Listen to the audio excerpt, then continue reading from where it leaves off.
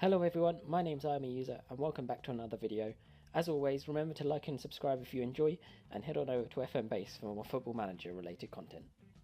So today's episode is the start of a new series, which I'm going to be calling the Nostalgia series, which is where I go back to some of the older football managers and just have a look around, see how much things have changed and how different they are, and have a look at some of the players in the game, and maybe remember some of the ones that we perhaps remember fondly. So we're starting with Football Manager 2010, which is probably one of my most favourite of all the football managers. I think it was just as I was leaving school, so had a whole summer to sit and play it, and then all that time before college as well. So I put a lot of hours into this game, won many leagues, many titles.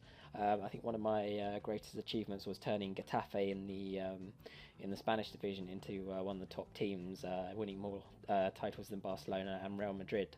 So yeah, that was really fun. So yeah, jumping straight in, this is the overview screen we get.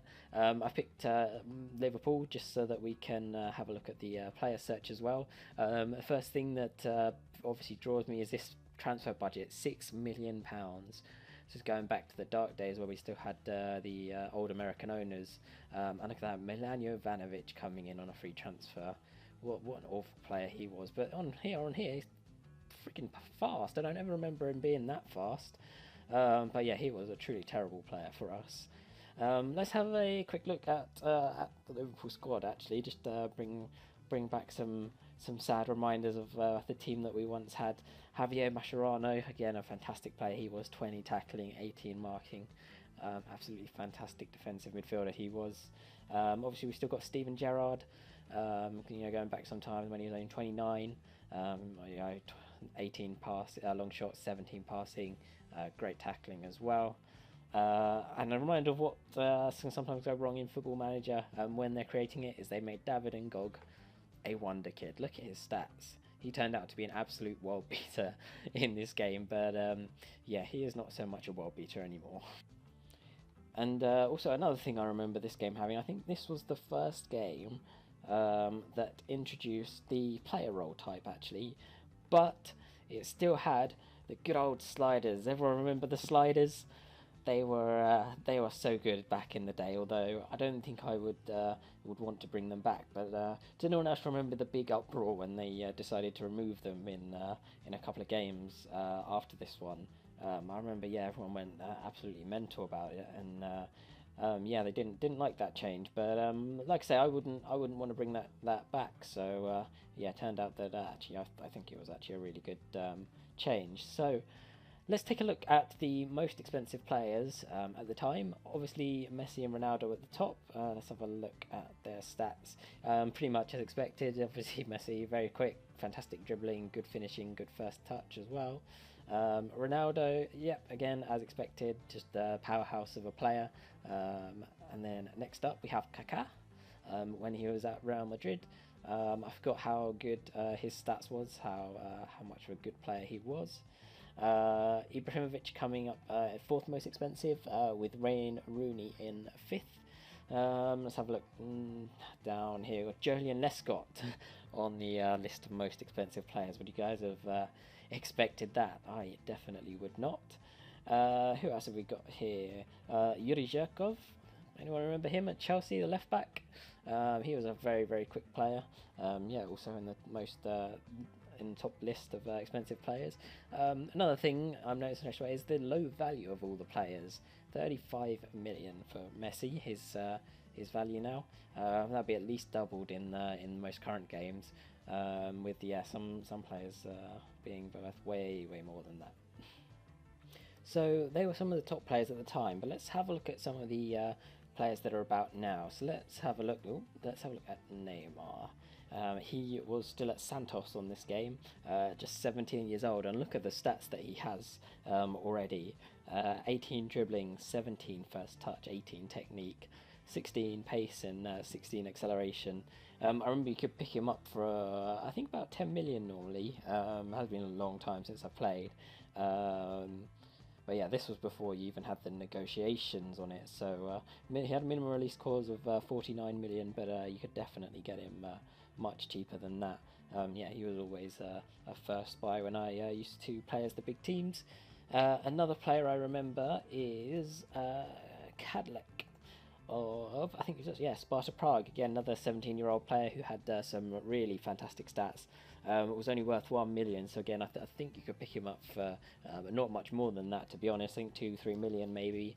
Again, had fantastic finishing for such a young age, as well as first touch and dribbling. Was also really fast as well, so made a fantastic poacher with fantastic off the ball as well. So yeah, he was someone that I always look to sign in the Premier League. Another player who is now a big player, which Football Manager predicted right, was Marco Verratti. Does anyone remember this guy when he was at Pescara in the under-20s team?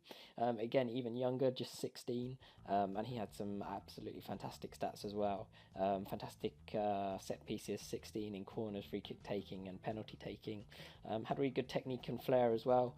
Wasn't quite ready for first team, I didn't think, in the Premier League, but after a couple of seasons of training, yeah, he turned out to be an absolutely first-class player. Let's have a look at Falcao, actually. He is another one who I wanted to take a look at Porto. He doesn't actually look as good as he progressed over the next couple of games. His technical is not as good as I would expect it to be honest. Only 12 finishing. It's good, not bad anyway. Mental attributes and his physical are pretty good. But yeah, his technical attributes I'd probably expect to be a bit higher. But I guess this was when he was at Porto, so he probably wasn't yet doing what he was doing at AS Monaco and for the national team as well. Another one I wanted to look at, who was interesting, was help if I could spell it right, Courtois, who was 17 years old at Genk, and he is actually not very good at all. I think it was the next couple of games where he came in to be an absolutely superb signing. Only worth 14k in this game. I can't remember how he develops in this one, but I don't think he developed too great actually. But yeah, the next couple of Football Managers he turned out to be fantastic signing as well. I remember being absolutely gutted when Chelsea signed him in real life, because he was always really cheap to buy. So yeah, that ended my easy goalkeeper signing on Football Manager. And let's have a look at another player who is from Belgium, Romelu Lukaku, who is also 16, like Verratti, but his stats are absolutely phenomenal for a 16-year-old, and he was already worth 4 million pounds. So yeah, 17 finishing, 17 strength, 14 pace and acceleration as well.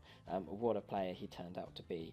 I can't remember how much you could actually get him for in this one, but yeah, I remember he was still good value, even though he was probably worth a little bit more than some of the other players we've looked at already. Another one, James Rodriguez. Oh, if I can spell. There we go. This time he's 17 when he was at Banfield. And again, some pretty good stats for a 17-year-old. Excellent long shots, good passing and technique.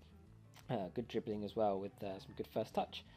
Physical attributes to match as well. And he had only a value of just under £1 million. So let's take a look at just a couple more players who went on to great things. Let's have a look at Ozil, who was 20 on this game, still playing for Werder Bremen. And again, you can tell that the Football Manager, the scouts and the researchers do a pretty good job. Looking at him, 18 passing, 17 technique, great first touch and dribbling as well. One surprised me is 18 acceleration and 16 pace actually. I don't ever remember him being all that fast, but then I didn't particularly watch him obviously when he was abroad, only when he's been at Arsenal. But yeah, that's a little bit of a surprise, but obviously he is a fantastic looking player.